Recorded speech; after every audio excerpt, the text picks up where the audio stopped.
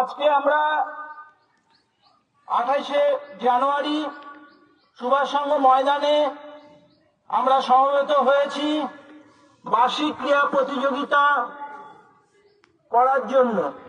এখানে ছেলেমেয়েরা প্রায় চলে এসছে, মাস্টারমশাইরাও চলে এসছেন। এই একদিনের শারীরিক ক্রিয়াকলাপ করলেই কি শারীরিক পটুতা অর্জন হবে?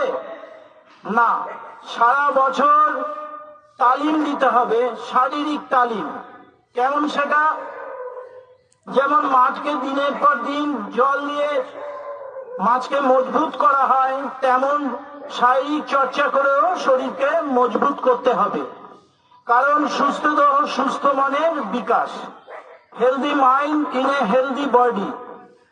শারীরিকভাবে যদি সুস্থ না থাকো তাহলে মানসিকভাবেও তুমি সুস্থ থাকতে পারবে না।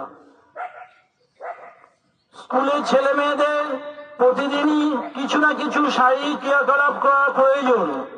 এতে তাদের বৌদ্ধিক বিকাশ, সামাজিক বিকাশ, আবেগ বা প্রক্ষোভগত উন্নতি এবং ইন্টেলেকচুয়াল ডেভেলপমেন্ট এইগুলো হয়। শুধু পড়াশোনায় ব্যালেন্স আনে না, তার সঙ্গে এই ট্রেডস গুলোর প্রয়োজন আছে।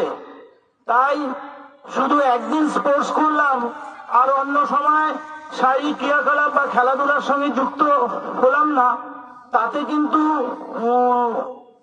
সেটা কোনো ফ্রুটফুল হয় না।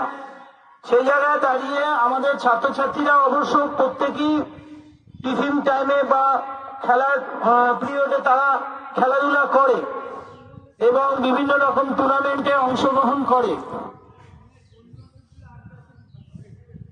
আজকে যে খেলাধুলার যে পরিবেশ এই এতদ অঞ্চলে গড়ে উঠেছে, এটা আমি এই অঞ্চলেই দেখি। ছেলেমেয়েরা বিভিন্ন ক্লাবে খেলে, বিভিন্ন কোচিং এ প্র্যাকটিস করে। অন্য জায়গায় অতটা দেখি না, কিন্তু এখানে খেলার কালচারটা সোদপুর অঞ্চলে যথেষ্ট আছে এবং তার জন্য আমি সাধুবাদ জানাই। ঠিক আছে এভরিবডি।